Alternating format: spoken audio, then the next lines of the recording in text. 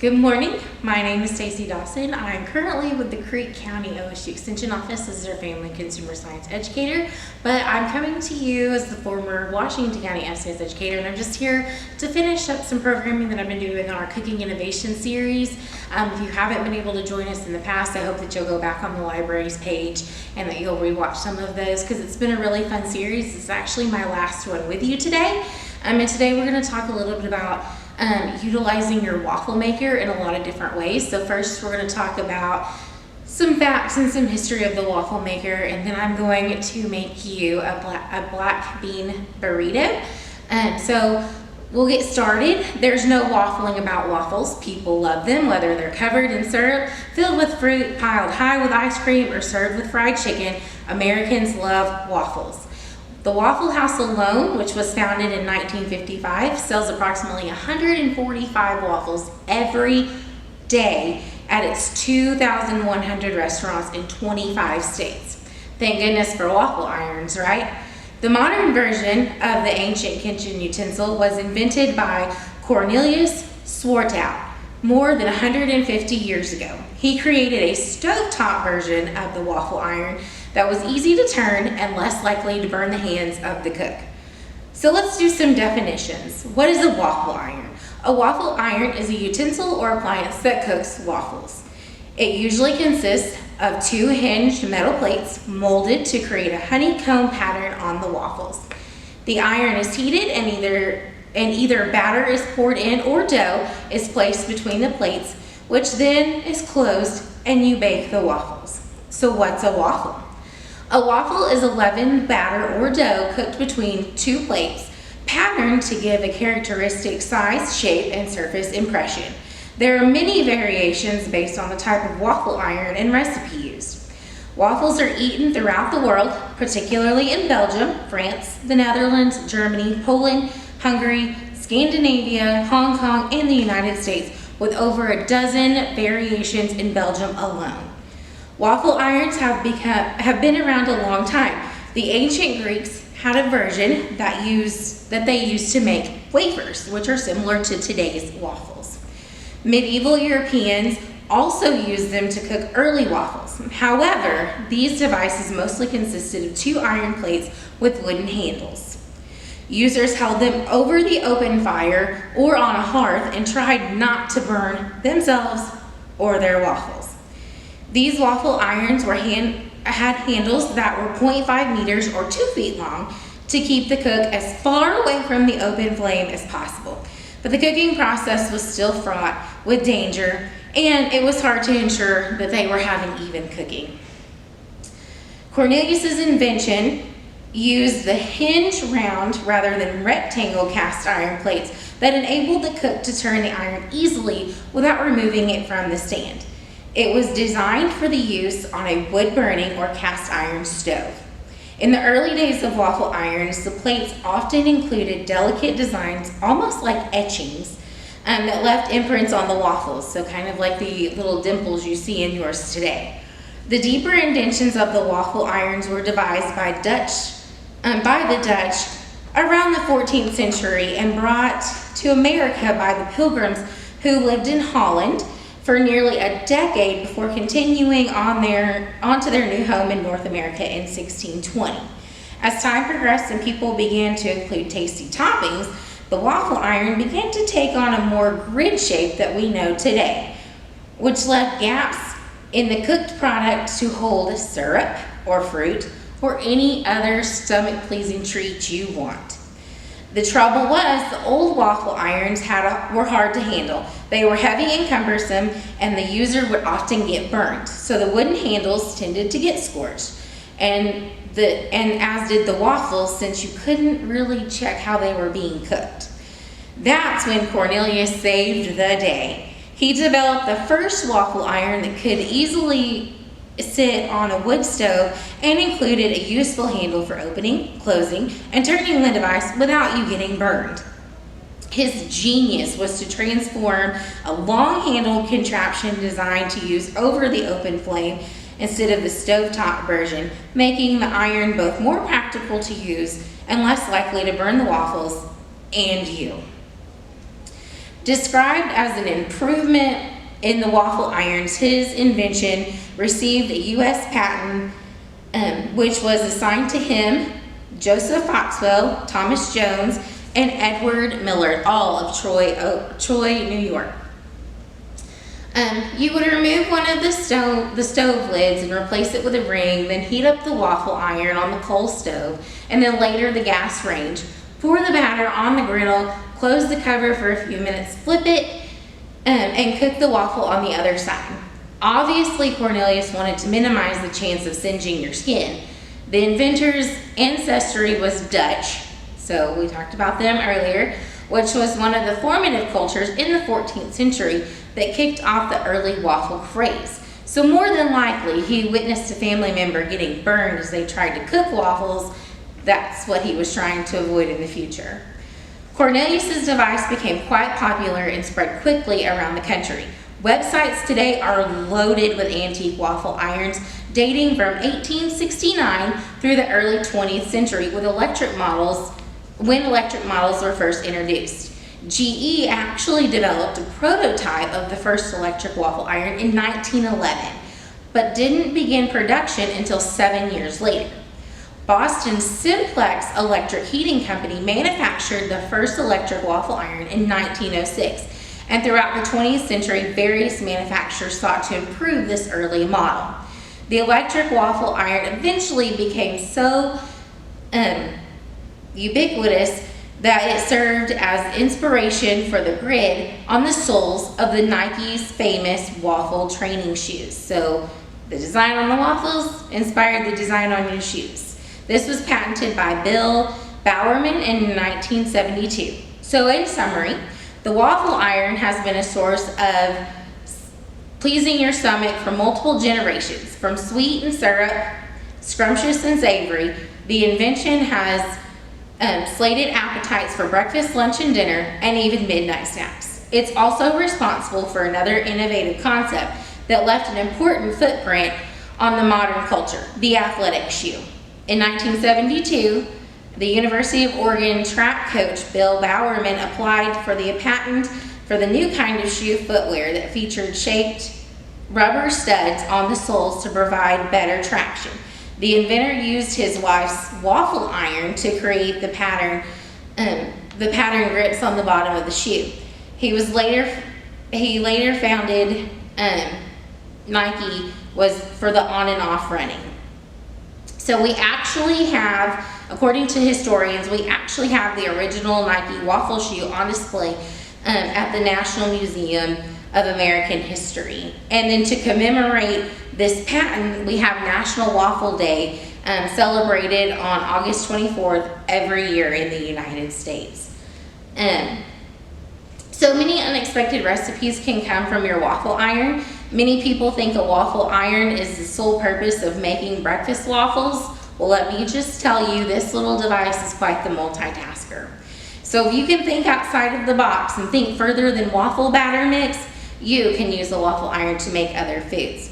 So we're talking anything from bacon to scrambled eggs, brownies, cinnamon rolls, quesadillas, anything can be done in your waffle iron. So I'm going to go ahead and start make sure I'm still ready over here. I may not be ready anymore. I'm not ready. So this waffle iron that I'm using today, it is one that does like this. So when you flip it over, there is a button over here that will let you know that it's ready. So I do have the green light to tell me that it is warm, that it is ready. I'm going to leave it like that until I'm ready to use it. So what I'm going to do is we're going to make a black bean quesadilla. So I have my black beans. I've actually already rinsed and dried them. So when you use your black beans, always make sure that you drain them, you rinse them, and you dry them before doing this recipe. So I've got my beans in here, they're ready to go. Then I know these recipes have certain instructions, but sometimes I just like to do what I feel is right for me. So really this is 1 can of beans. You can use half a cup. The recipe calls for half a cup of your favorite salsa. Like I said, I'm just not a real big salsa person, so I'm just kind of gonna do this kind of the way that I would want to do it to taste. So Yes, you have recipes. They're not always meant to be followed, or I don't think you should always have to follow a recipe. I'm not a complete recipe follower personally. So we're gonna do that, and then I'm gonna add a little bit of cheese into it just because I kind of like to have that cheesiness throughout versus just on the top. So I'm gonna go ahead and mix a little bit of cheese in my beans. I'm gonna do a little bit more because like I said, I'm a little bit of a cheesy person.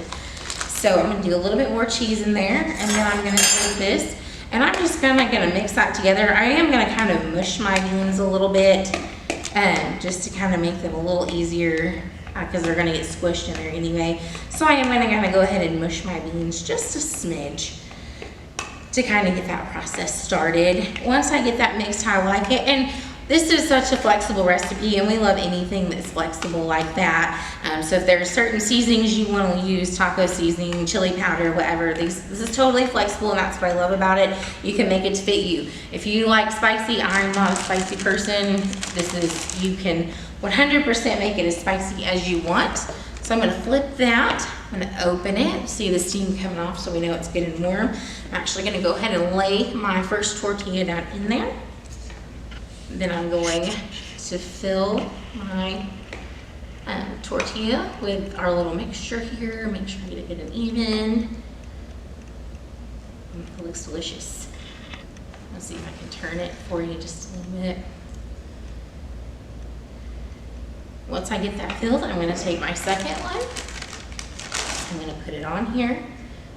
And I'm going to just press it down. This is a little bit smaller, or the waffle iron is a little bit smaller, so but at that point you should be able to twist it. This one's probably not going to twist, which is fine. Some of them don't. But what you're going to do is you're just kind of going to let it stay there until it gets brown. So once like I said, everything is a little different. There's no set way to do this. So you may have to periodically watch it throughout, make sure it's going okay. But what we're checking for is that it has those nice little dimples, that nice golden brown color. I'm gonna try to get it turned to you so that you can see it. So that's kind of what we're looking for, is that nice golden brown. Like I said, they're not all gonna heat the same. They're not all gonna cook through the same.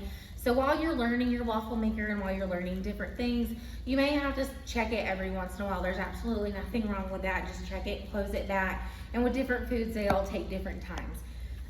So I'm going to talk a little bit about cleaning your waffle iron. So if you've ever noticed that your waffle iron gets kind of gross from time to time, and they're not exactly the most fun things in the world to clean because they have all those little divots and different things.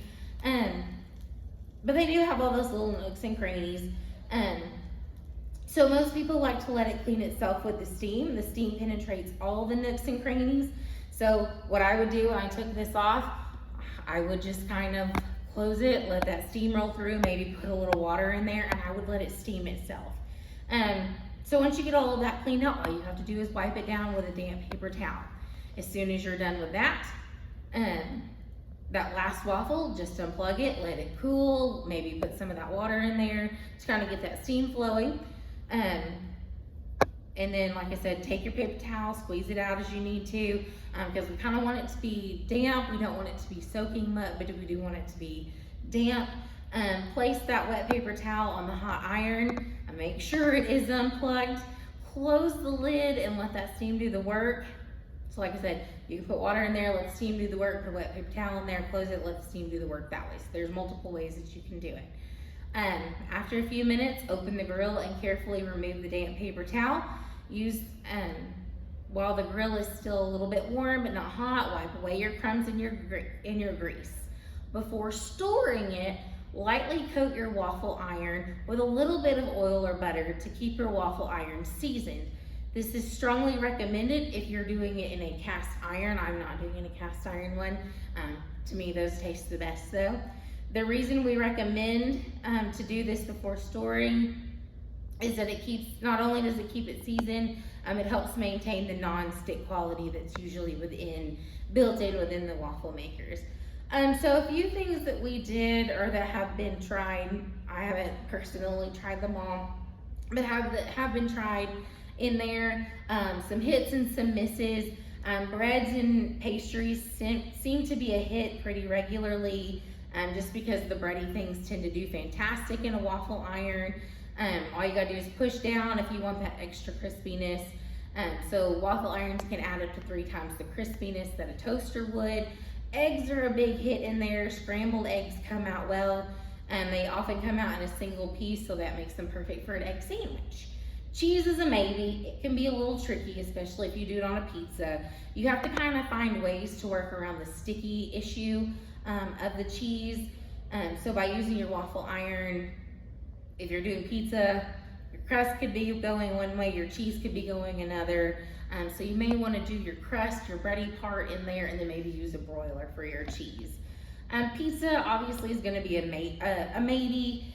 Frozen pizza will get thawed, it'll get folded in there in the waffle, but again, it may not cook as evenly all the way through.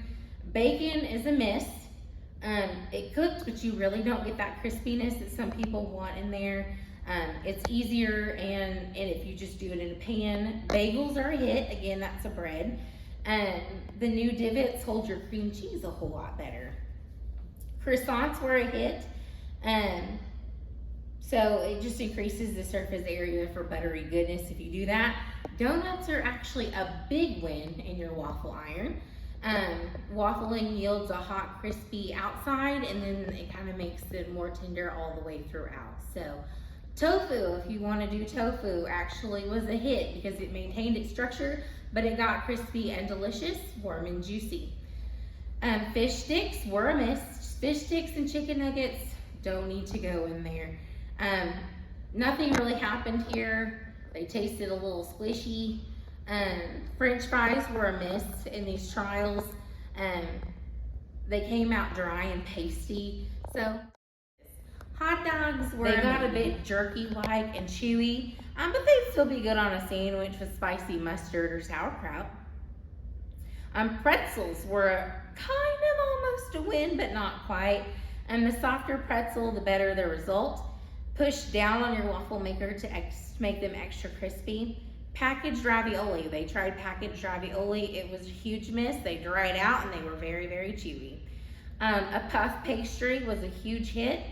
Waffling raw puff pastry dough was a big success. This is what we call the puffle. So if you hear somebody talk about a puffle, that's what it is. After cooking it for 4 to 8 minutes, the waffle maker, depending on the kind you use, it got really crispy, buttery, and just very delicious. So before we kind of wrap this up, we're going to talk a little bit about my plate and the things on my plate that you can cook in the waffle iron and the things on my plate that you cannot. So foods that you can, we always like our fruit. So apples and firm peaches are great in your waffle iron. For vegetables, squash, potatoes, such as hash browns and tater tots, sweet potatoes, avocados, and corn. In the proteins, you can do eggs, omelets, tofu, sausage, beef, turkey, pepperoni, chicken, ham, and beans. For the grains, waffles are great, tortillas, biscuits, bagels, soft pretzels, pizza dough, cornbread. We've done a blueberry muffin mix in one of these as well, and it just is crispy little, it tastes like crispy little muffins. And then dairy cheese is a really good one. Things that are not on my plate that we should not be putting in there, cinnamon rolls, crescent rolls, croissants, brownies, puff pastries, donuts, depending on your recipe, and certain dessert toppings. While they're delicious, they're not exactly my plate, friends. So just remember, when it comes to my plate, make half of your plate fruits and vegetables and eat a variety from each group. Based on a 2,000 calorie diet, the daily food plan recommends that you have 6 ounces of greens, 2.5 cups of vegetables, 2 cups of fruit, 3 cups of dairy, and 5.5 ounces of protein foods. So I hope that you've kind of seen this as something new and unique that you probably never thought about using to cook something new or different in your home. It does kind of mix it up. It does make it a little more fun, especially if you have kids. This is something different, something they can play around with, and just kind of a unique tool that you have sitting around that you probably had no idea that you could do so many things with. So I hope that if you have one of these, you've been inspired to use it because they are space friendly and they're just so innovative. So I hope that you'll give this a try. Thank you.